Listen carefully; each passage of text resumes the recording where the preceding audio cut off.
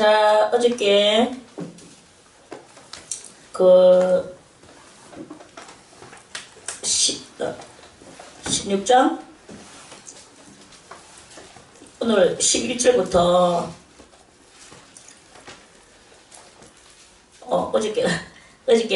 자, 오늘 8절부터 이 재물에 대해서 조금 더 우리가 이해를 하고 넘어가야 되겠습니다.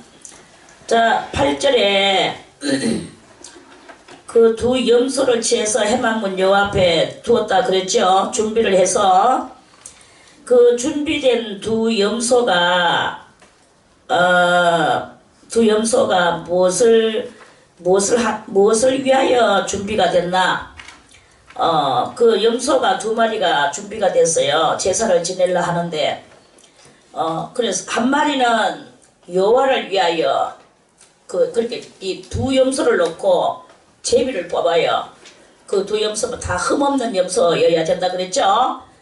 흠없는 염소 두 마리가 있는데 한 염소는 여호와 앞에 번제물로 죽어야 되고 한 염소는 아사셀로 끌려가서 저 무인지경에 버려야 됩니다. 인간적으로 우리가 예를 들어서 두 염소라고 친다면 저기 기쁨이가 저기 있는데 기쁨이하고 저하고 지금 두 염소가 잡혀왔어요. 우리가 염소라고 생각하고 일단은 이 썩어질 육신을 살기 위하여 우리들은 몸부림치겠죠. 그러다 하면 뭐가 돼야 되겠나? 뭘로 하고 싶나? 강야로 끌려가서 거기서 버림을 당하는 염소가 되고 싶나? 또는 이 목에 피를 자르고 뿔을 자르고 이렇게 잡혀서 피를 받아서 죽어야 되겠나?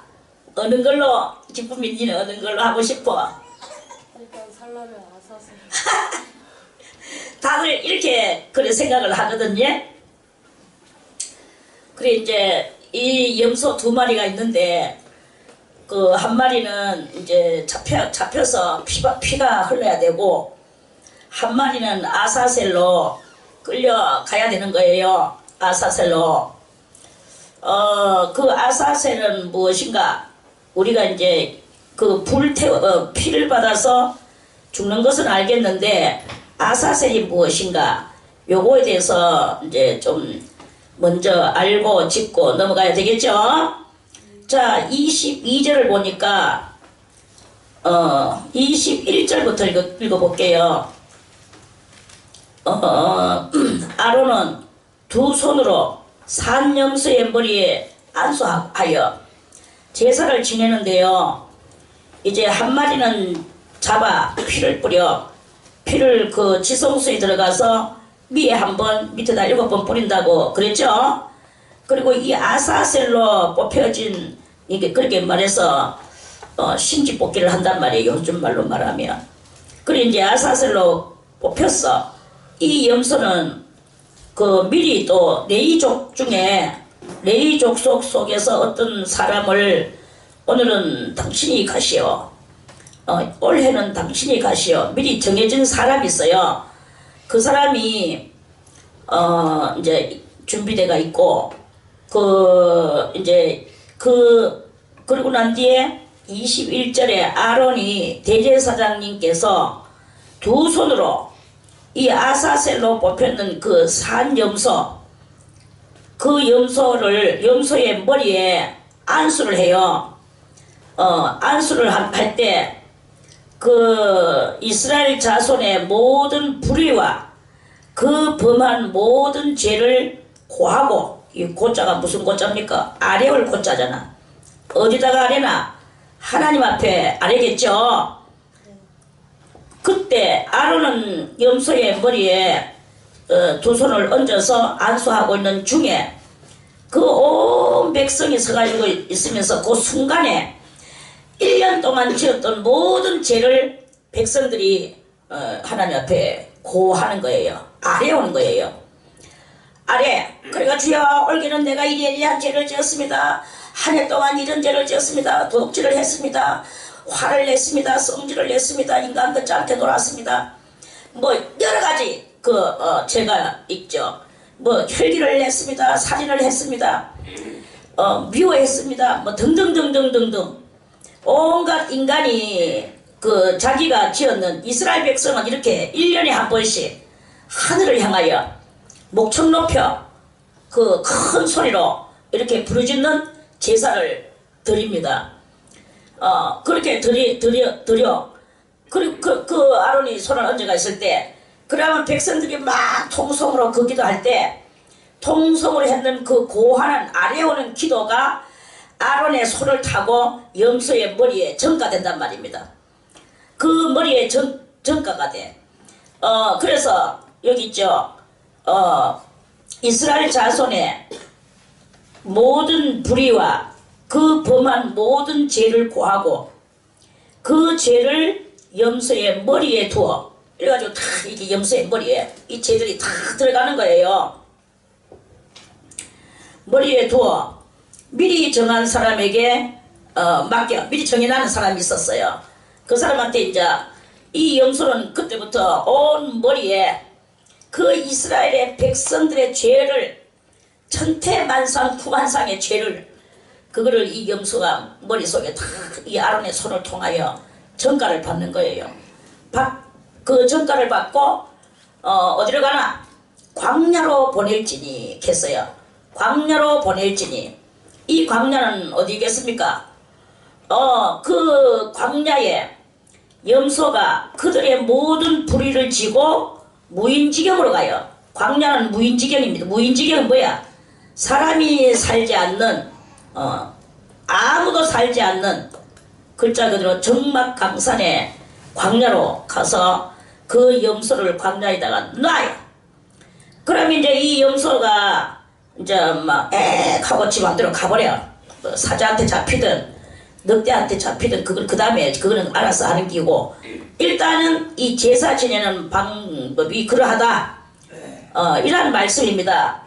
그래서 이 죄 문제가 얼마나 중요한가를 이스라엘 민족들은 이렇게 하면서 살아가는 것을 우리가 이렇게 알아낼 수가 있다 하는 말씀입니다. 자, 그래서 이 광야로 미리 정한 사람한테 맡겨서 광야로 보내줬어요. 자, 이 광야에는 왜, 그러면 성경에서 이 한 마리를 왜 광야에다가 버렸나? 그 한 마리가 신비 뽑혀가지고 광야에다가 버림을 받았는데, 그 광야에는 비록 사람은 살지 않지만 우리가 신령한 눈을 뜨고 볼 때 거기는 뭐가 살고 있나? 귀신들이 살고 있는 거예요. 귀신들이. 그래서 이 베드로전서 우리 한번 말씀을 찾아보겠습니다. 베드로전서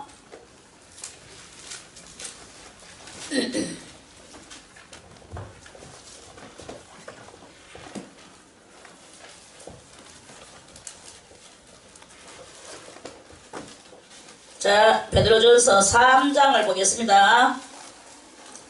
베드로전서 3장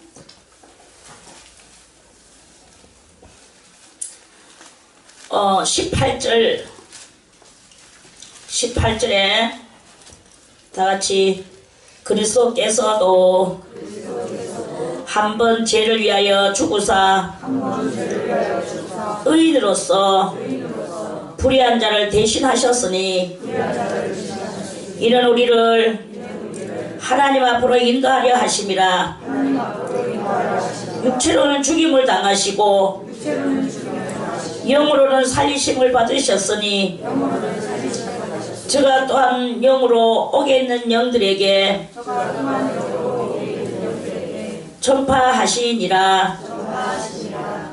그들은, 자, 그러면 예수님이 의인으로서 하나님 앞에 십자가에 죽으심을 당하고 육체로는 죽임을 당하시고 영으로는 어디 가셨어요? 영은 죽습니까? 안 죽습니까? 영은 안 죽죠? 이걸 여러분들이 잘 알고 막 깨달아놔야 이 복음을 전할 때 이게 다 여러분들의 자료가 될 수가 있다 하는 말씀입니다. 자, 영으로는 살리심을 받아서 그 살림을 받았는 그 영으로 옥에 있는 영들에게 전파하시니라. 전파하러 갔죠? 자, 그러면 이 옥에 있는 영들은 누구인가? 옥에 있는 영들은 그들은 20절에 그들은 전에 가는 것은 아주 옛날에 노아 홍수 때의 그 이야기입니다. 전에 노아의 날 방주 예배할 동안 하나님이 오래 참고 기다리실 때에 순종치 아니하던 자들이라. 순종을 안 하고 그렇게 방주 짓는 것을 도리어 핍박하고 시집가고 장가가고 그런다고 세상 삶을 산다고 히브리 기자도 그렇게 말씀을 했죠. 시집가고 장가가고 뭐 그렇게 살았다고 그랬어요. 그렇게 세상의 삶이죠. 그게 바로 순종치 아니하던 자들이라. 방주에서 물로 말미암아 구원을 얻은 자가 몇 명뿐이니 겨우 8명이라. 이 8명은 노아의 식구들입니다. 노아 부부와 그 세 아들의 부부, 이래서 8명이 됐어요. 겨우 8명이라. 물은 그때 그 노아 홍수 때 비 내려와서 그 물은 무엇이냐? 물은 바로 예수 그리스도의 부활하심으로 말미암아 이제 너희를 구원하는 편이 곧 세례라. 예수님 때문에 그 물이 세례가 됐어요. 세례가 됐다는 것은, 세례는 뭘 말하는 것이냐? 세례는 곧 죽음을 이야기하는 것입니다. 옛 사람을 죽이고 새 사람으로 되어지는 그러한 그것을 의미하는 그런 뜻이에요. 노아 홍수도 그렇고 또 애굽에서 나올 때 그 홍해 바다도 그렇고 다 이 세례를 이야기하는 것입니다. 세례는 이전 것은 죽고 새롭게 거듭나는 그걸 이야기하는 거예요. 이들의 이 세례는 물로서 이렇게 표현을 했지만 오늘날 우리들의 세례는 무엇으로 표현하나? 우리들의 세례는 그리스도 예수의 보내신 성령을 받는 게 그게 바로 세례예요. 예수의 성령, 내가 가야만이 보혜사가 너희에게 오리라. 예수님이 이 말씀을 했죠. 요한복음에. 이거를 항상 잊어버리면 안 돼. 내가 가야만이 보혜사가 너희에게 오리라. 내가 가지 아니하면 그분은 오시지 못한다. 예수님 이런 말씀까지 하셨어요. 그래서 우리의 세례는 뭐냐? 우리는 성령을 받고 옛것이 다 성령으로 말미암아 다 죽어버려야 돼. 그런데 아직까지 예수를 믿는다고 하면서 옛 행실을 한다든지 뭐 아직도 성질을 낸다든지 아직도 뭐 옹졸한 마음을 가지고 그런다든지 이렇게 하는 이 모든 것들은 전부 다 뭐냐? 그건 아직 세례가 덜 됐다. 세례가 덜 됐어요. 그리고 세례를 받아놓고도 아직 범죄하는 그 인생들하고 똑같은 거야. 이스라엘 민족이 홍해바다를 가르고 나왔지만 그 광야는 무슨 장소입니까? 연단받는 장소예요. 예수님이 제자들에게 말씀을 하셨죠. 이 광야는 항상 연단받는 것으로 우리는 기억해야 돼. 왜 무슨 연단받느냐? 예수님이 제자들에게 말씀을 하셨어요. 너희들이 광야에 왜 나갔더냐? 왜 나갔더냐? 예수님이 그랬어요. 흔들리는 갈대를 보려고 나갔더냐? 그랬죠? 흔들리는 갈대를 보려고 나갔더냐? 흔들리는 갈대가 무엇입니까? 그것이 바로 세례를 받고 뭘 하고 다 했는데도 불구하고 아직까지 옛 행실을 하고 있는 그것이 바로 흔들리는 갈대에 준하는 그런 심령의 소유자들을 보고 하는 말씀입니다. 그래서 우리는 세례를 받았고 성령을 받았는 사람들은 옛것을 완전히 씻은 없어져야 돼요. 나도 모르게 혹시나 습관성적으로 나올지라도 깜짝 놀라서 빨리 버리고 빨리 제3의 행실을 하며 그리스도의 사람으로서 너희 안에 이 마음을 품어라. 그 그리스도 예수의 마음이니 그런 근본 본체는 하나님이시나 하나님과 동등됨을 취할 것으로 여기지 아니하시고 자기를 비워 종의 형체를 가지고 이 땅 위에 오셨다고 그랬죠. 그래서 십자가에 죽기까지 충성하셨는데 그 십자가에 다 죽으심이라. 그러므로 하나님께서 그를 지극히 높여 하늘에 있는 무릎과 땅에 있는 무릎과 땅 아래에 있는 모든 무릎이 그 이름 앞에 꿇는다 그랬어요. 할렐루야. 이게 바로 성령 받은 사람들이 온 모든 무릎이 꿇어야 되는, 꿇을 수 있는 그 존귀함이 있어야 되는 거예요. 하늘에 있는 무릎은 천사의 무릎이요, 땅 위에 있는 무릎은 사람의 무릎이요, 땅 아래에 있는 것은 마귀의 무릎입니다. 그래서 이런 모든 아사셀라 이 사명도 알아야 되고, 이걸 깨달아서 우리는 뭐가 되느냐, 그것이 바로 존귀한 그 모습으로 그리스도 예수가 존귀한 것으로 올라가셨듯이 우리도 그리스도 예수와 같이 존귀한 사람이 돼야 돼요. 지지부리한 거 하나 가지고 저 욕심을 내고 또 가치 없는 생각을 하고, 이런 모든 것들은 다 존귀하지 못한 천박한 행실들입니다. 이런 모든 지극히 작은 것에서부터 이 천박한 행실들을 버리고 하나님 앞에 이 존귀한 사람의 그 행동을 해야 되는 것이다 하는 그런 말씀입니다. 할렐루야. 그래서요, 그 예수님과 같이 이렇게, 그리고 그 성령을 받은 이후 어떤 것이든지 우리들의 이 저질된 모든 옛날의 것은 다 버리고 이제 예수님과 같이 고상한 인품을 가지고 그리스도 예수의 심장을 가지고 남을 위하여서 내가 희생적으로 죽어지고 많은 것을 주기는 하나, 그러나 빼앗거나 욕심을 내거나 탈취하거나 이런 그 비싼 행실도 해서는 안 된다, 이런 말씀입니다. 그래서 이제 이 예수님이 어디로 가셨나? 몸뚱아리는 아리마대 요셉의 무덤에 누워 계시고 그 영으로는 노아 홍수 때에 다 멸망당했던 그 멸망당하고 죽어있는 영들을 찾아갔는 거예요. 여러분이요, 꼭 알아야 되는 것은, 우리는 죽음이라고 말을 하지만 죽음은, 진정한 죽음은 없어요. 다만 이 영과 육의 분리, 우리는 죽는다고 말을 하지만 죽는 것은 영과 육의 분리일 뿐이에요. 육신은 무엇이냐? 육신은 영혼의 의복입니다. 이 영혼의 이 옷을 우리가 하나 가지고 영원토록 입을 수 있습니까? 이거 하나 가지고 영원토록 입을 수가 없잖아. 조금 있으면 낡아지고 떨어지고 옷이 다 허물어집니다. 그러면 우리는 그렇게 되기 전에 새 옷을 사서 입는 그런 의복과 같은 이 육신도 때가 되면 낡아지고 쎄해지고 또 다 육신도 늙어지고 이렇게 해서 육신도 버려야 되는 거예요. 진정한 우리는 누구냐? 진정한 우리는 하나님께서 훅 불어주셨던 그 하나님의 생명력이 바로 우리들입니다. 그 우리들에게 하나님께서는 자유의지를 주셔서 신명기 30장 15절 보니까 하나님께서 너희들에게 생명의 복과 생명의 길과 사망의 길을 놨다고 그랬어요. 그리고 화의 길과 복의 길도 하나님께서 다 너희들 앞에 놔주셨다. 그런데 너희들은 뭐 해야 되느냐? 살기 위하여 생명을 택하고 복을 얻으라. 그 사망은 그대로 끝나는 것입니다.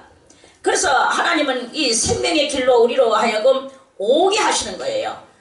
그런데 우리가 가고 안 가고는 어디로 가든지 그거는 우리의 이 자유인 거예요. 우리가 사망의 길로 가는 것도 내 마음이요, 화의 길로 가는 것도 내 마음이야. 이 모든 것들은 다 하나님께서 그냥 그렇게 만들어만 놓으시고 알아서 가게 하시는 하셨던 그 일을 행하는 것은 바로 우리들이다. 이런 말씀입니다. 자, 그래서 예수님께서 이제 우리들은 예수를 믿고 오늘 레위기 16장의 이 제사와 같이 제사를 온전히 드릴 때 뭐가 생겨나나? 영원한 영생의 부활의 역사가 나게 됩니다. 그래서 부활은 뭐예요? 부활은 죽지 않고 사는 것이 부활입니다. 죽지 않고 사는데 이 부활이 두 종류가 있어요. 하나는 영만 부활하고 하나는 영육 부활이 있어요. 그래서 오늘 노아 홍수 때 죽었는 이 사람들에게 예수님이 찾아가셨는 것은 이 사람들은 영도 부활을 얻지를 못했는 거예요. 영도 부활을 얻지 못하면 이 사람들은 때가 되면 어디로 가나? 때가 되면 그 지옥으로 가는 거예요. 지옥으로 가서 영원토록 그 불 속에서 끓어야 되는 거예요. 얼마나 힘들고 힘든 게 문제입니까? 완전히 뭐 죽을 고통인데도 죽음이라는 존재가 없으니까 고통만 당하고 살아가는 게 이게 지옥의 무시무시한 형벌입니다.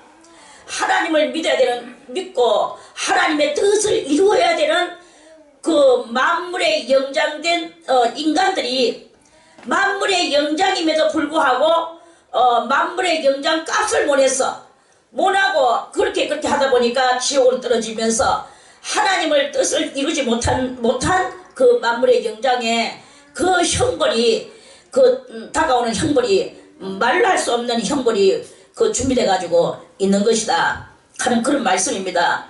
자, 노아의 식구는 몇 식구예요? 8명이죠. 이 8명이라는 왜 8명이 노아의 식구가 아들 셋에다가 며느리가 셋이니까 8명이죠. 이렇게 말하고 뭐 당연한 것이 말할 수가 있지만 다 모든 이 숫자 속에는 뜻과 의미가 들어있는 거예요. 그 뜻과 의미가 무엇입니까? 이렇게 노아의 식구의 부활의 그것은 무엇일까요? 새로움의 그 영계의 믿음의 그 안으로 그 새로움의 역사를 이루는 그런 가정이 되었기 때문에 이 가정은 영육 부활에 그 가정이 영육 부활했다는 말은 아니고 영육 부활의 의미를 가지고 이 사람들이 모형적 삶을 살았다 이러한 뜻입니다. 뭐 영육 부활을 했든지 안 했든지 그거는 우리가 알 바는 아니야. 나중에 하나님의 역사심 속에 다 있어서 나중에 우리는 보기만 하면 돼요. 그 사람들은 그럼 영육 부활이네 하고 이런 말도 하지 마라. 그런 게 아닙니다. 이거는 우리로 하여금 알게 해주시려고 하는 모형적 진리입니다. 그 이스라엘 사람들이 살던 이 구약의 모든 것은 우리를 위하여 교과서적인 것이라고 그랬죠. 맨날 그렇게 말씀을 합니다. 이거 교과서예요. 우리가 어떻게 하나님을 섬겨야 될지 우리는 이 막대먹은 우리들, 불안당 같은 우리들, 이런 우리들이 이제 어떻게 해야 될 방법을 찾아서 예수님 믿습니다. 이 간다고 구원되는 게 아닙니다. 그 하나님을 믿는 데에서 우리는 이 마음을 바꾸기까지 내 마음을 어떻게 바꿔야 되겠나? 내 영의 사상을 어떻게 바꿔야 되겠나? 영의 체질을 어떻게 바꿔야 되겠나? 이러한 것들을 그런 것들을 알기 위해서는 우리는 하나님의 말씀, 생명의 말씀을 읽어서 알아서 바뀌어지고 새로움의 삶을 사는 게 이게 바로 새로움의 역사를 이루는 그 뜻이다. 이런 말씀입니다. 그래서 여러분이요, 영과 육이 다 부활을 해야 될 것입니다. 영과 육이 다 부활을 하려고 하면 로마서 8장에 있는 말씀과 같이 예수 그리스도의 영과 예수 그리스도를 죽음 가운데서 살리신 하나님의 영이 우리 안에 들어와야 된다 그랬어요. 그래서 그 하나님 예수 그리스도의 영과 하나님의 영이 우리 안에 내 심령 안에 들어왔을 때 우리는 이 죽을 몸도 살아나는 그런 놀라운 은혜가 있다고 로마서 8장에 그 9절 10절 11절에 다 그렇게 되어 있습니다. 할렐루야. 그러한 것이 이것은 바로 무엇인가? 그런 영육 부활이에요.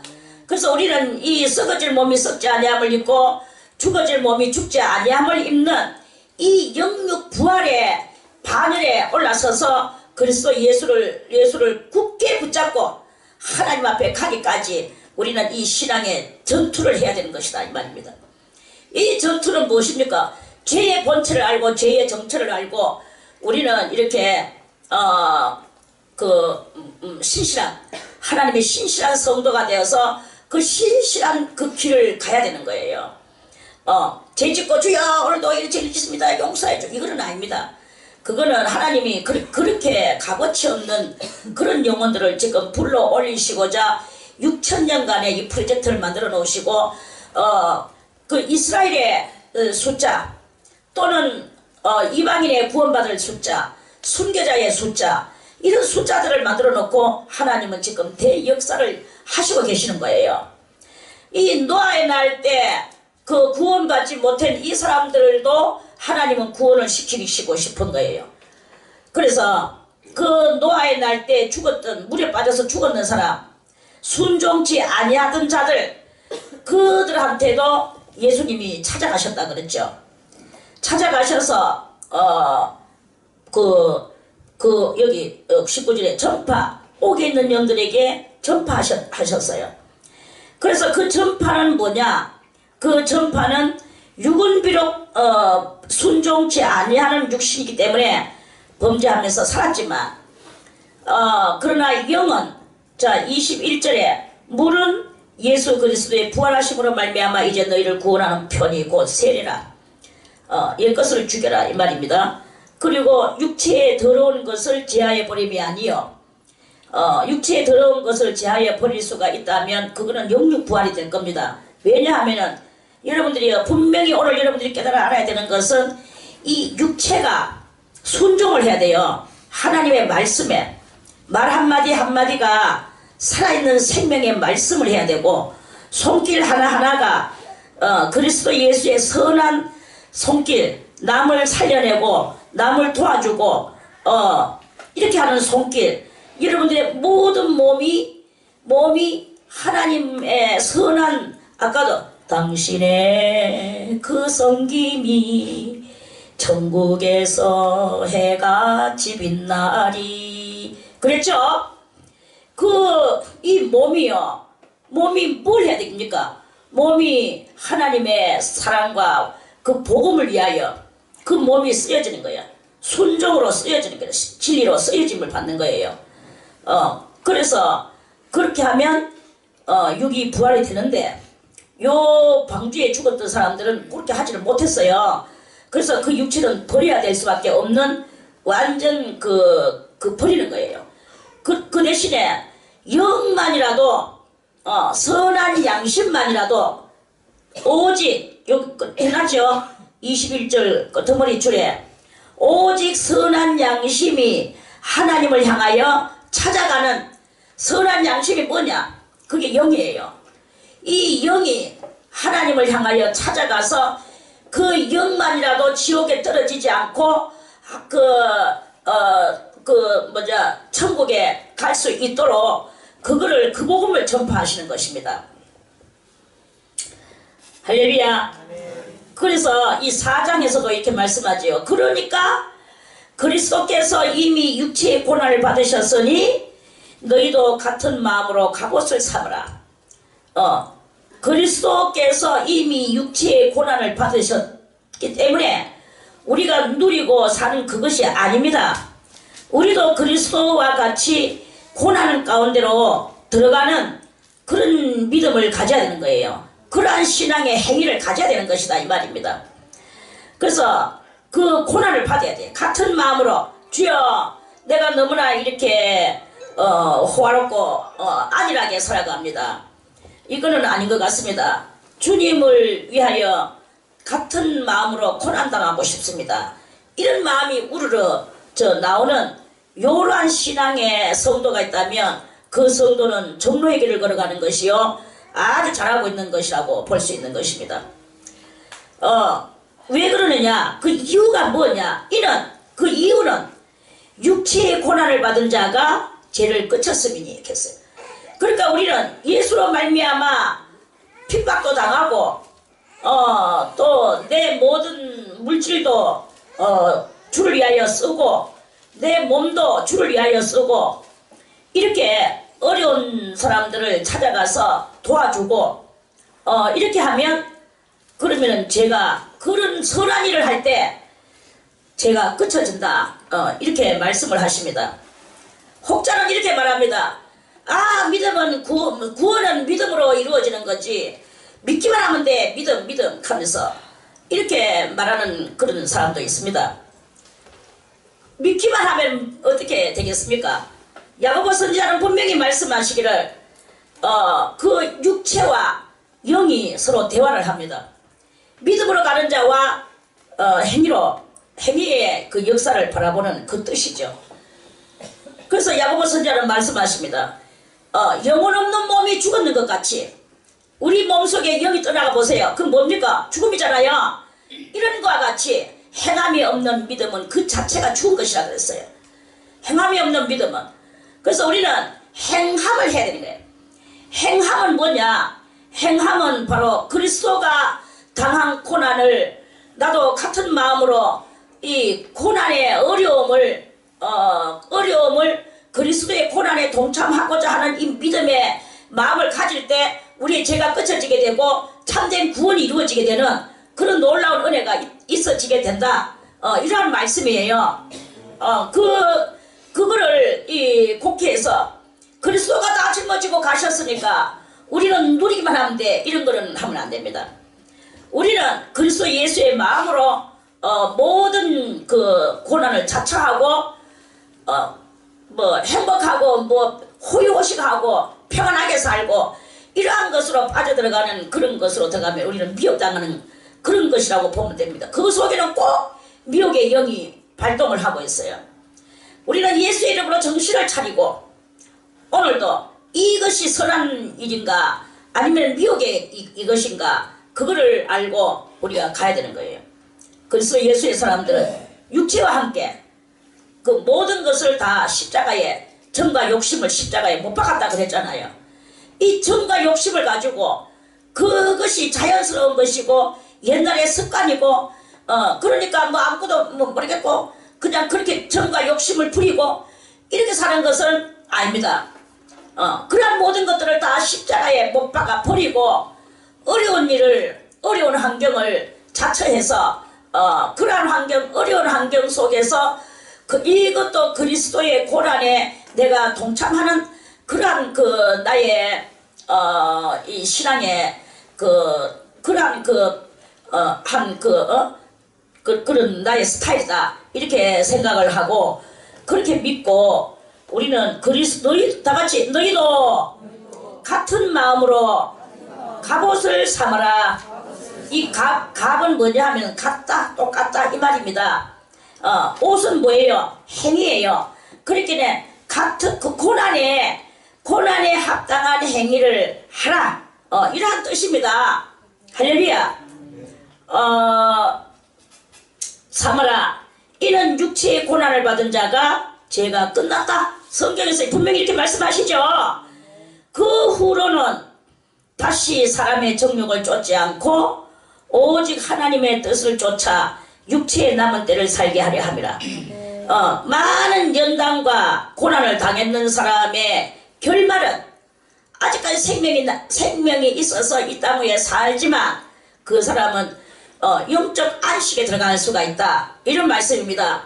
이 고난을 통하지 않고 안식에 들어가는 사람은 다 그 모순이고 그는 위선입니다. 거짓말입니다.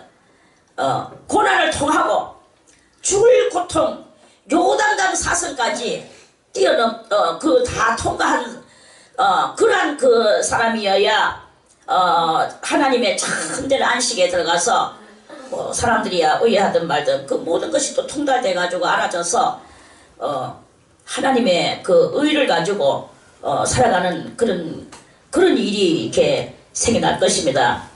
자, 그러므로 여기 4절에 이러므로 너희가 저희와 함께 그런 극한 방탕에 다름질하지 아니하는 것을 저희는 이방입니다. 안 믿는 사람들은 이상히 여겨서 비방을 한다고 그랬어요.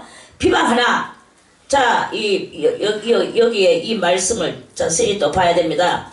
저희가 죽은 자와 산 자와 죽은 자 심판하기를 예비하신 자에게 직고하리라. 이를 위하여 죽은 자들에게도 복음이 전파되었으니. 자, 보세요. 죽은 자들에게도 복음이 전파돼서 죽은 자들에게도 복음이 전파되었으니 그 죽은 자들이 누구냐? 예수 안 믿고 죽은 자들이고 노하는 방주를 예비하고 있는데 그들은 시집가고 장가가고 먹고 마시고 뛰어놀았다 그랬어요. 그 시집가고 장가가고 먹고 마시고 뛰어노는 그 사람들은 다 죽었는데 그들에게 예수님께서 한 번 더 이제 그들이 또 살았을 때도 예수가 오시기 전에 사람들입니다.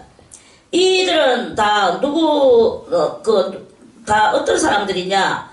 우리나라로 말하면 예수님 오시기 전에 사람들이에요. 전 세계 다 우리나라도 예수님 오시기 전에 복음이 아니고 2000년 전 한마디로 2000년 전의 사람들은 다 영으로 복음 전파를 받았다. 이렇게 볼 수가 있을 것입니다.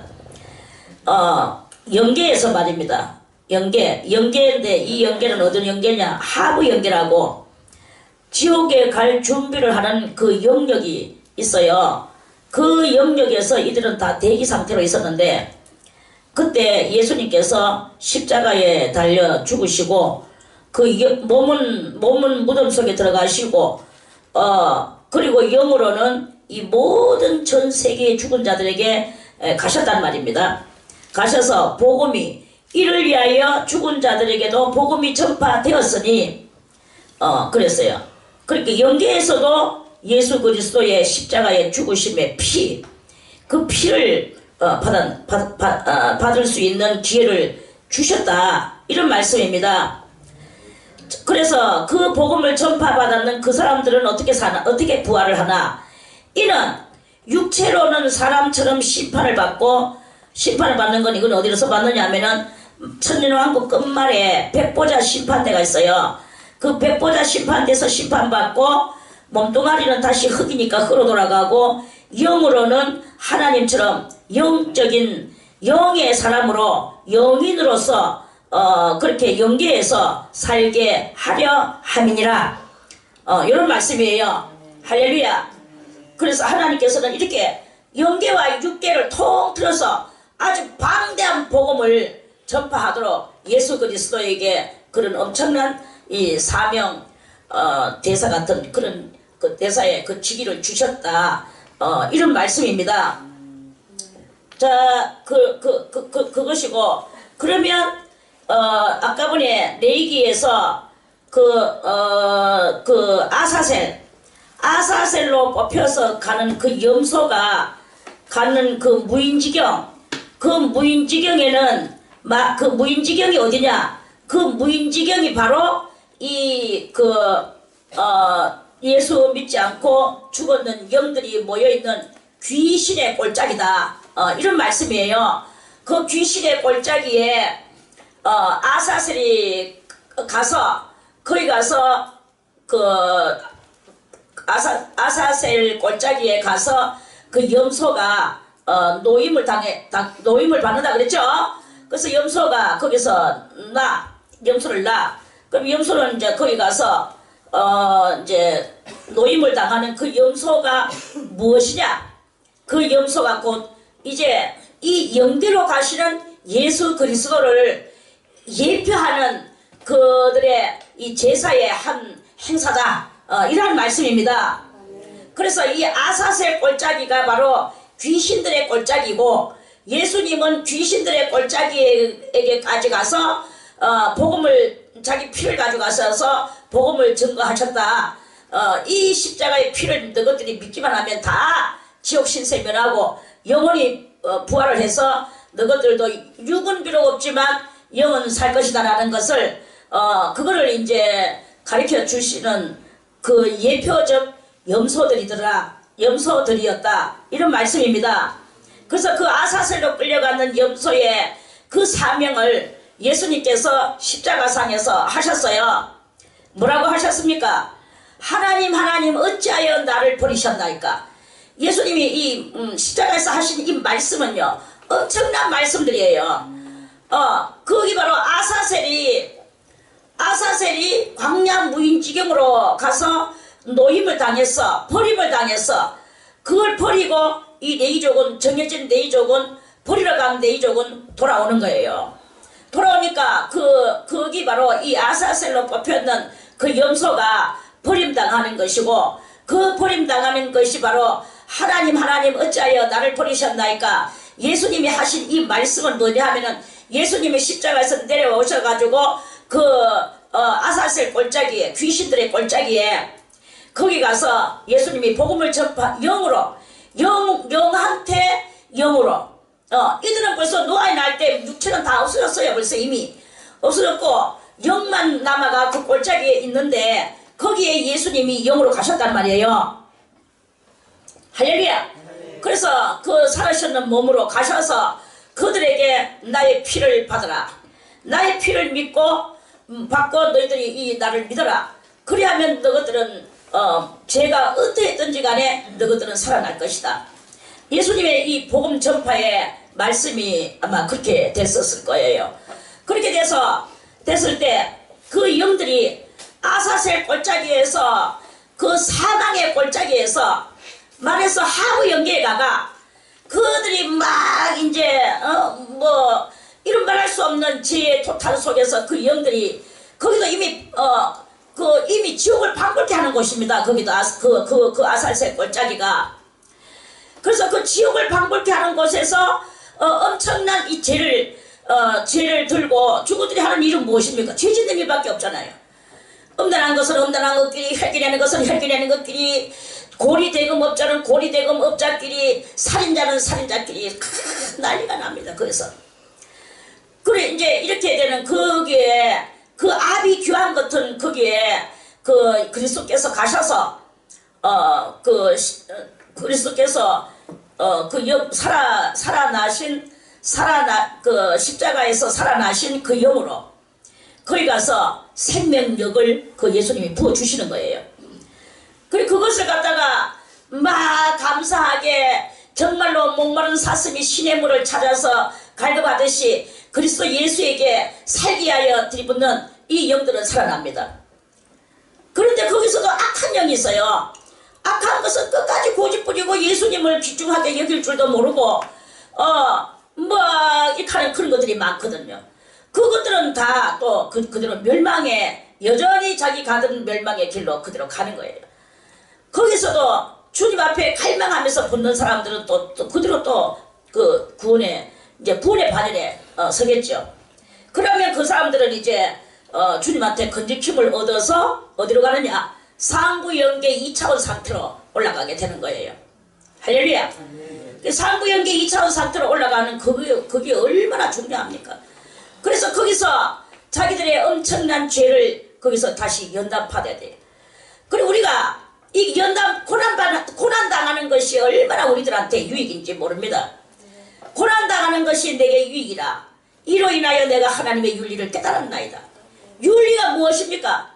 그 윤리가 이렇도록 하나님께서 여러 가지 방면으로 구원의 그 반열의 역사를 이루어 놓으신 그것을 깨닫는 게 그 윤리를 깨닫는 거예요. 그래서 이왕이면 나는 좀 더 나은 부활을 얻어야 되겠구나 하는 이 마음이 안 들 수가 없을 정도로 하나님의 이 진리는 명명백백하다는 거지. 그 명명백백한 그 진리 속에서 우리는 이제 옛 것을 다 버리고 새로운 사람이 되어서 그리스도의 그 윤리, 그 윤리를 온전히 100% 지켜나가는 그런 그 성도가 되어야 될 것입니다. 할렐루야. 자, 다시 우리 출애굽기 본문으로 가세요. 그래서 그 염소는 바로 모든 이스라엘의 백성의 죄를 그 머리에 이고 가슴에 담고 아사셀로 끌려가서 무인지경에서 거기서 버림을 당해요. 그 무인지경에는 이런 또 귀신들의 역사가 있고 완전 저주받고 버림당하는 그러한 그 곳입니다. 그곳에 이제 가서 그들한테 예수님께서 살려주시는 역할을 하고 이 염소는 버림당하는 역할을 하고 그리고 예수님이 버림당하실 것을 이 염소가 미리 예표적으로 버림을 당했는 거예요. 그 짐승으로서. 그리고 버림당하는 그 역할을 이제 이 염소가 감당을 하는 거죠. 그 예수님이 당하지 않으셨으면 이 모든 그 아사셀에 있는 그 귀신들은 끝까지 다 버림당했을 거예요. 그런데 이 염소가 죄를 짊어지고 거기 가서 버림을 당해서 그 다음에 피를 가지고 예수님이 또 그곳으로 가시는 거예요. 피를 가지고 가시는 게 그게 이제 중요한 이 아사셀로 뽑혔는 염소는 버림당하러 갔고, 예수님은 십자가상에서 몸뚱아리는 아리마대 요셉의 무덤에 들어가고, 예수님 자체는 그 피를 가지고 그 염소가 갔던 그곳으로 예수님도 가시는 거예요. 예수님이 직접 가시는 이 피를 가지고, 생명을 가지고. 이거를 우리는 크게 깨달아야 될 것입니다. 그래서 얼마나 하나님께서는 우리를 구원시켜 주시고 살려 주시려고, 영원한 영생의 생명을 주시려고 에덴 동산에서 아담과 하와가 상실했던 것을 다시 회복시켜 주시려고 그렇게나 그 주님께서는 그러시는 이러한 것을 우리는 깨달아야 됩니다. 깨달아서 하나님의 그 엄청난 그 사랑을 우리 가슴에 조금이라도 담을 줄 알아야 돼요.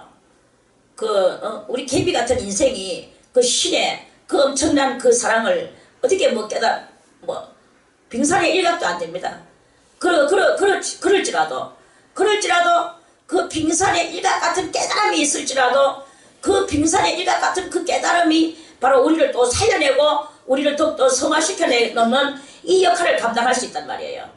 그거를 할 수 있는 게 바로 우리 또 사람이라는 거죠. 그리고 크게 또 과하게 욕심내가지고는 또 오바하고 또 하나님의 뜻도 아닌 다른 엉뚱한 짓을 하고 이렇게 하는 것은 다 가다가 옆구리로 빠지고 궤도를 이탈하는 것밖에 안 돼요. 그러니까 어쨌든 간에 다른 게 아니라 그리스도의 사랑을 실천하는 삶을 사세요. 그 삶은 아무리 많이 살아도 그거는 부족함이 없을 것입니다. 넉넉함이 없을 것입니다. 이 사랑된 삶을 아무리 살아도 그거는 넉넉함이 없어. 항상 아무리 살아도 우리는 부족함을 느낄 수밖에 없는 그것입니다. 그래서 계속 우리는 그리스도의 사랑을 실천하며 넉넉함이 없을 수밖에 없는 그 사랑을 실천하며 우리는 이렇게 신앙생활에 정진을 다해야 될 것이라고 말씀을 드립니다. 자, 그래서요, 이 아사스에 대해서 오늘 말씀을 또 드렸습니다. 자, 그리고 한 마디는 번제 여호와를 위하는 그 염소예요. 여호와를 위하는 염소는 어떻게 해야 되나? 여호와를 위하는 염소는 11절에 아론은 자기를 위한 속죄제의 수송아지를 드리되 이 제사장은 자기를 위하여서 먼저 자기와 자기 권속을 위해서 먼저 제사를 1차 드려야 돼요. 왜 그러냐 하면은 지난번에도 말씀을 드렸지만 아론의 출생은 뭐예요? 아무리 이스라엘 민족으로 태어났다 해도 아버지 어머니, 아버지는 그 아므람이고 어머니는 요게벳이라고 아버지 레이족이었죠. 그리고 요게벳이라고 다 이들이 레이족들입니다. 레이족 속속이었어요. 레이족 속속에서 또 한 번 더 구별을 받아가지고 이 제사장 족속이 거기서 나온 거예요. 그런데 이제 아무리 그렇게 했다 할지라도 그 아므람과 요게벳은 죄인입니까? 의인입니까? 죄인이에요.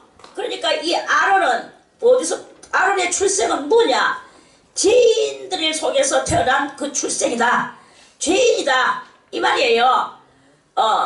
그런데 예수님의 출생은 무엇입니까? 죄인들의 출생은 남자와 그 아담과 하와가 선악과를 따먹었는 그 후손이면서 그 후손 속에서 또 아버지와 어머니가 부부관계를 해서 나왔는 게 그게 출생이에요. 그런데 예수님의 출생은 그랬나? 아니고 그 처녀,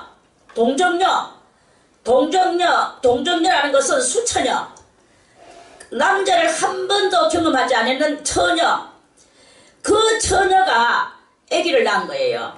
무엇으로? 하나님의 전능하신 그 권능의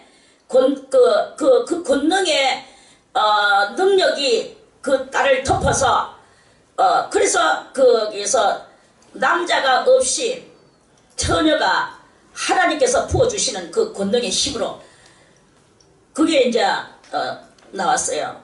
처녀가 알을 놓을 수 있습니까? 응? 처녀가 아니라 할지라도 혼자서 알을 놓을 수 있습니까? 혼자서는 알을 놓을 수가 없는 게야. 그럼에도 불구하고 이 동정녀 처녀가 예수님을 낳았다 이 말이에요. 그래서 이게 바로 예수님의 희귀하고도 기묘하고도 아주 묘미한 이런 그러한 그 역사를 이루는 출생이다 이런 말씀이에요. 그러니까 아론의 출생과 예수님의 출생 이 두 개를 꼭 견주어서 여러분들이 생각을 묵상을 하고 그러면서 우리 자신을 성찰하고 여러분들이 이렇게 할 때 여러분들의 신앙은 커지게 되고 하나님의 성령은 여러분들을 둘러 진칠 것입니다. 그 성령이 여러분들을 둘러 진치면 여러분들은 영의 사람으로 변화받을 것이고 보지 못하던 것들을 보게 될 것이고 그 신묘막측한 여러가지 현상들이 여러분들 속에서 또한 일어나게 될 것입니다. 그게 바로 제2의 예수가 여러분들 속에서 이렇게 태어나게 만드는 이러한 일들이다. 이러한 말씀입니다. 그래서 그러한 그것을 그것을 찾아서 그러한 경험을 하고 찾아 나아가는 게 그게 바로 신앙 성도들의 영혼의 발걸음이라는 그러한 것입니다. 영혼의 발걸음 한다고 뭐죠? 신발 신고 쩍쩍쩍 걸어다니는 그런 발걸음입니까? 그게 아닙니다. 우리는 골방 아주 조그만 방에 혼자서 갇혀있다 할지라도 우리의 이 마음의 발걸음은 세계 천지 또는 하늘 영계 다 돌 수 있는 게 이 발걸음이에요. 몸뚱아리가 간다고 발걸음이 아닙니다. 마음이 어디가 있느냐가 어디로 가느냐가 뻗어가느냐가 중요한 거예요. 그러면 우리의 마음의 발걸음은 오늘도 여러분들은 어디에 발걸음을 걸어갑니까? 그리스도로 말미암아 손잡고 영계로 지금 향하고 가고 있습니까? 아니면 신실한 믿음의 마음을 굳게 다지는 발걸음입니까?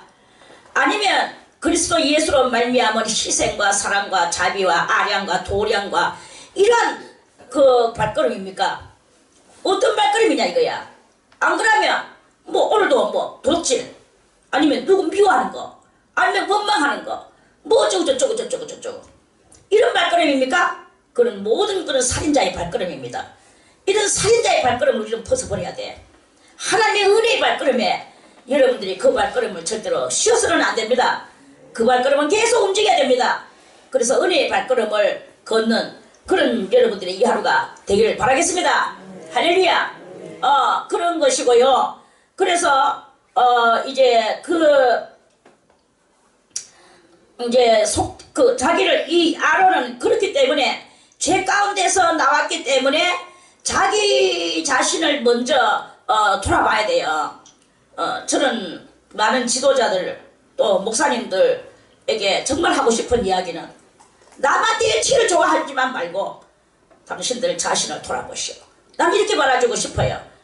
그래서 자기를 먼저 위하여 송아지를 잡아야 돼요. 그 송아지를 잡고 송아지 피를 가지고 속죄소에 들어가서 위에 한번 밑에다 7번 뿌릴 줄 알아야 되는 거예요. 그것을 하지 않고 그냥 그렇게 하는 것은 아닙니다. 그거는 하나님 앞에 세례도 받지 않고 세례가 뭐예요? 옛사람도 죽이지 않고 지도 죽지 않고 그냥 그대로 뻘거숙이 몸뚱아리로 나가는 그거하고 다를 바가 없는 그러한 그것입니다. 그거는 지도자들만 그런 게 아니고 우리 모든 성도들도 다 자기를 돌아보고 자기를 숙고하고 성찰하고 그렇게 하면서 그 믿음의 세례를 받고 성령의 세례를 받고 그리고 주님과의 이 발걸음이 온전한 발걸음이 되고 난 뒤에서 그 행위에서 나오는 그 기운으로 인하여 저절로 말씀이 되고 저절로 전달이 되고 저절로 하나님께서 그 사이에 역사하실 것이고 이러한 일이 일어난다 이 말입니다. 그러한 지도자들이 많이 이렇게 있다면 그렇다면 저 세상 흙탕물과 같은 이 진흙 세상도 다 맑게 만들어내는 이런 일이 일어나게 될 것입니다.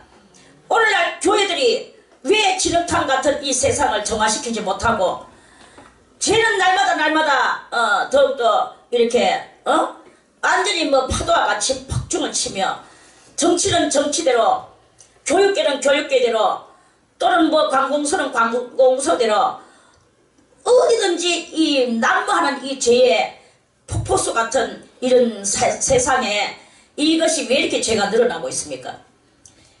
성도들이 성도다운 행실을 하지 못하고 교역자들이 교역자다운 행실을 하지 못할 때 세상은 날로 엄청난 이런 역사가 일어나게 되는 거예요. 전파하기만을 좋아하지 마세요. 야고보 선생님은 말씀하셨습니다. 사랑하는 형제들아, 너희가 많이 선생되지 말아라. 많이 선생된 자는 많은 심판을 받을 것이다. 예수. 많은 심판을 받습니다. 전파하는 것을 좋아하는 사람은 나중에 많은 심판을 받을 것이다 이 말이죠. 자기 심판받고 남을 구원시켜 놓고 뭐 하는 것입니까? 사도 바울도 그랬어요. 내가 남을 다 구원시키고 전파한 후에 내가 도리어 구원을 받지 못할까봐 자기는 자기 자신을 처소복종시켰다 그랬어요. 나는 날마다 죽노라 그렇게 말씀을 했습니다.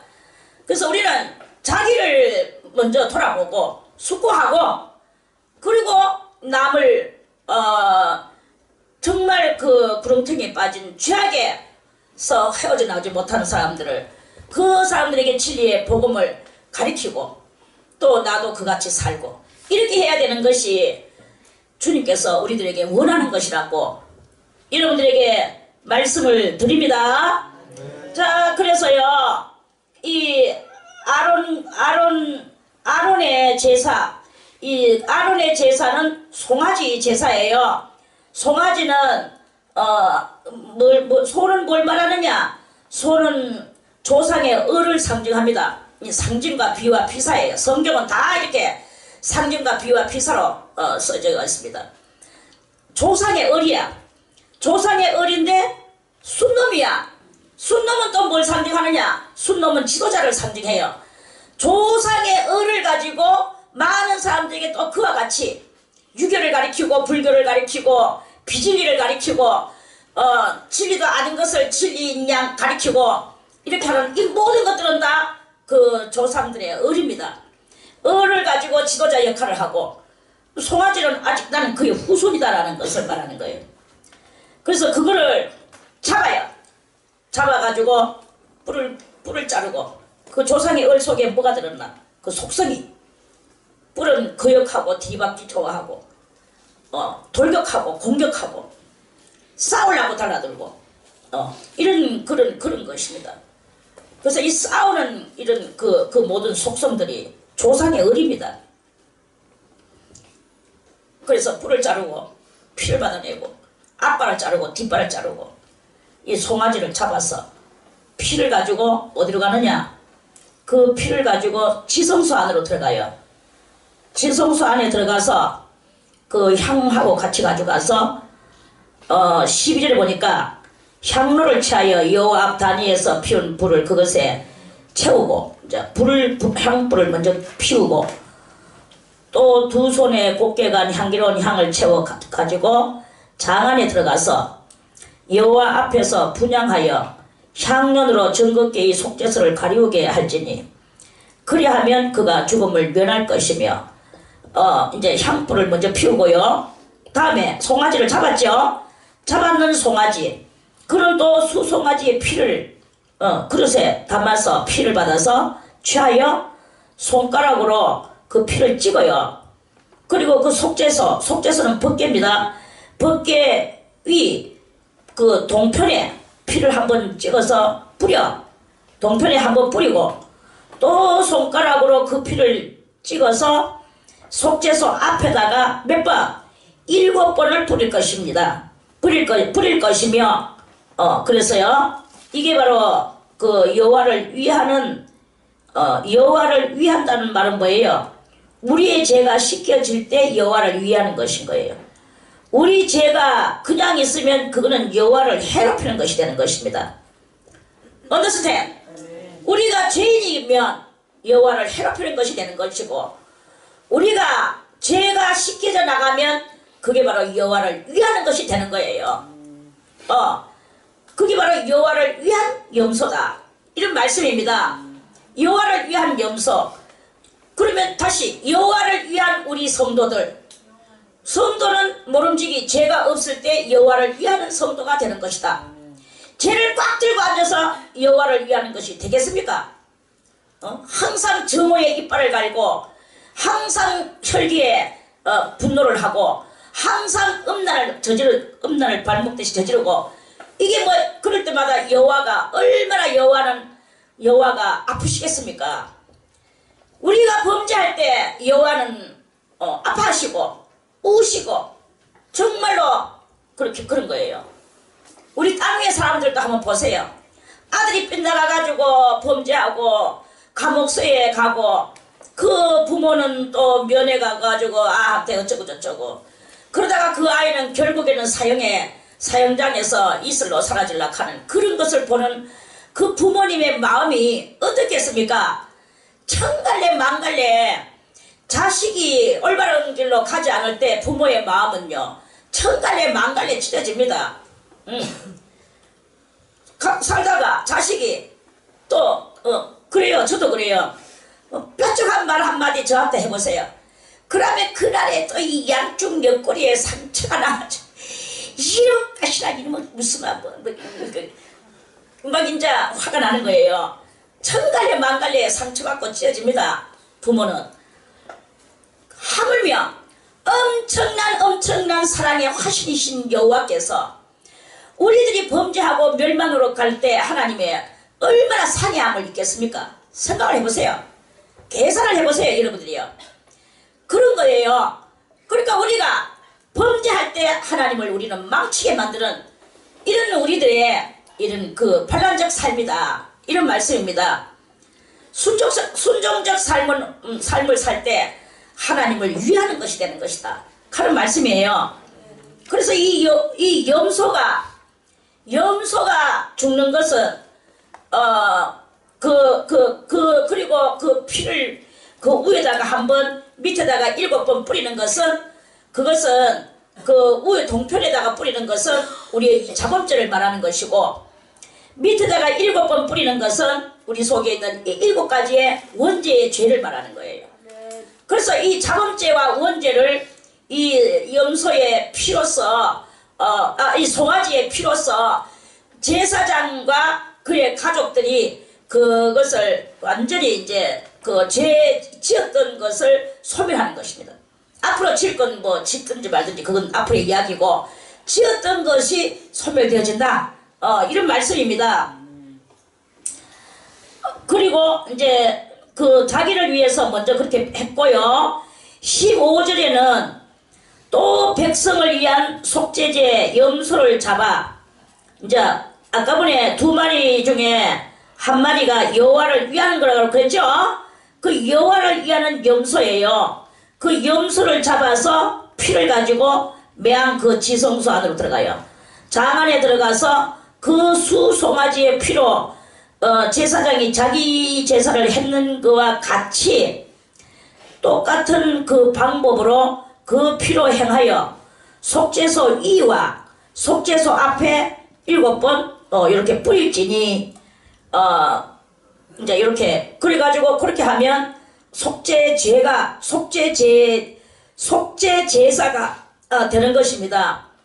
곧 이스라엘 자손의 부정과 그 범한 모든 죄를 인하여 지성소를 위하여 속죄하고 또 그들의 부정한 중에 있는 회막을 위하여 그같이 할 것이요.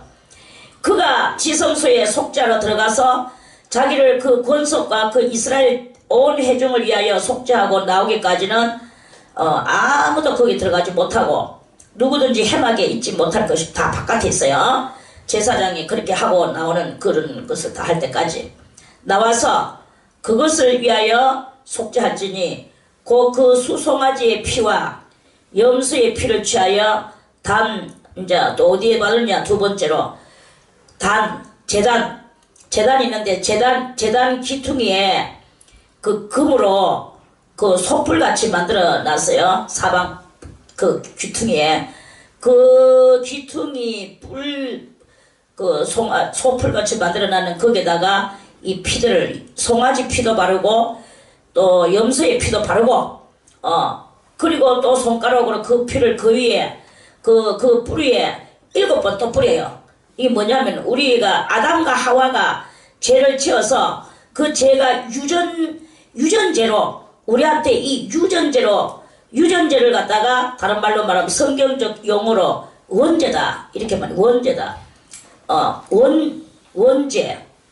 누가 음식을 먼저 발명해가지고 식당을 차리면 그 집 보고 뭐라 합니까?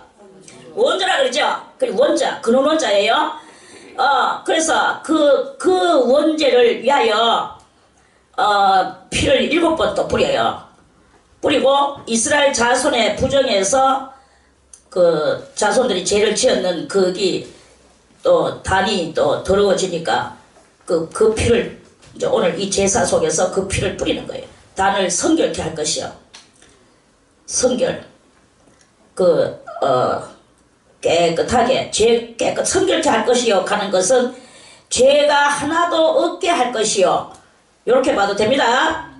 죄가 우리말로 하면 죄가 하나도 추워도 없게 할 것이요. 성결케 할 것이요.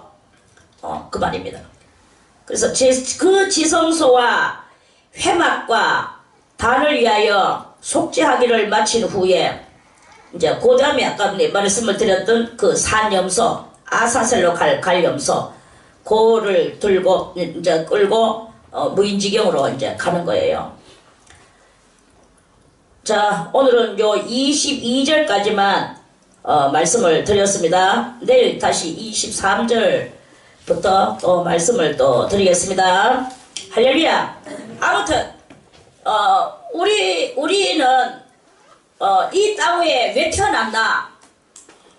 태어났는 그 이유는 하나님의 이 지구를 향한 하나님의 그 뜻은 우리 모든 만물의 영장적인 사람들이 이 땅을 가득 메우고 그 가득 메우인 그 사람들이 하나님을 찬양하고 하나님 앞에 영광 돌리기를 그것을 하나님께서 그걸 이제 1번 그 뜻이에요. 그런데 이 아담이 그것을 시도도 하기 전에 죽어버렸는 거. 범죄하고 죽어버렸는 거예요. 범죄하고 죽어버리는 이 속에서 계속 하나님은 뭘 보내셨나 하면 의인적 사람들을 보냈어요. 의인적 사람들을 보내서 예레미야나 엘리야나 엘리사나 또는 많은 의인들을 보냈죠. 그렇게 보냈는데 그 의인들이 와서 이 땅에 의된 죄된 것을 버리게 하고 의된 것으로서 이 세상을 죄 없는 세상으로 혁신시키려고 많은 의인들이 왔는데 이 세상은 그것을 받아들이지 않고 그들을 다 돌로 때려 죽이고 불태워 죽이고 이리 죽이고 저리 죽이고 토막내 죽이고 이사야 선지자는 토막 나가 죽었잖아요. 이렇게 많은 선인들이 진리를 증거하려고 하다가 다 죽어버렸어요. 그래서 마지막으로 이제 내 아들을 보내리라 해서 하나님께서 가장 아끼시는 예수 그리스도 그 예수 그리스도를 이 땅에 이제 보내셨는 거지요. 동정녀 처녀의 몸으로. 그래서 예수가 처녀의 몸을 통하여 오셨어요. 아비도 없고 족보도 없고 어미도 없고 마른 땅에서 나온 흠모할 만한 것도 이 세상 배경도 없고 아무것도 없는 상황에서 오직 무엇만 가지고 세상 사람이 알지 못하는 하늘의 능력만 가지고 그 하늘의 능력과 하늘의 사랑을 가지고 이 세상에서 그 깜깜한 마른 땅과 같은 그러한 이 세상에 예수님께서 하늘 능력을 가지고 자기의 가르침을 일생의 삶으로서 우리들에게 보여주신 거예요. 삶은 무엇이냐? 바로 죽어야 사느니라 이거예요. 그 죽어야 산다는 그 의미를 가인과 아벨의 속에서 그리고 셋과 아울러서 이렇게 이루어진 진정한 그 보수지요. 이 보수를 예수님은 행동으로 옮기시고 그리고 우리들로 하여금 내가 다시 올 때까지 너희들은 끝까지 죽어야 산다는 이 진리를 너희들이 터득할 때 내가 다시 올 때 너희들을 맞아주겠다. 너희들은 죽어야 산다라는 이 사고방식을 가지고 내가 올 때까지 너희들은 그거를 지키며 행하며 살아라. 이것이 바로 예수님의 우리들에게 남기고 가신 여운입니다. 우리는 이 여운을 잘 받아들여야 됩니다. 여운은 아무에게나 팡팡 들어가는 게 아닙니다. 여운은 느끼는 자에게만 들어가는 거예요. 여러분이요. 그래서 예수님의 이 여운적 교훈, 그 여운의 교훈, 이 교훈이 여러분들 속에서 메아리 쳐야 되는 거예요. 그리고 여러분들 속에서 회리를 쳐야 됩니다. 그래서 여러분들이요, 죽어야 사느니라를 오늘도 행하기를 바라겠습니다.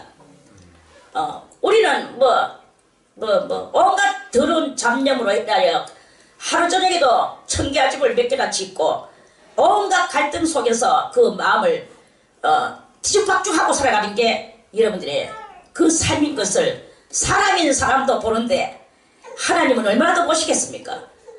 이제 여러분이요, 우리의 마음은 평안하고 고요하고 또는 죽어야 산다는 이 열망을 가지고 그리스도 예수를 맞이할 준비를 하는 그런 우리들이 돼야 될 것이라고 이 연사 외칩니다. 할렐루야. 네.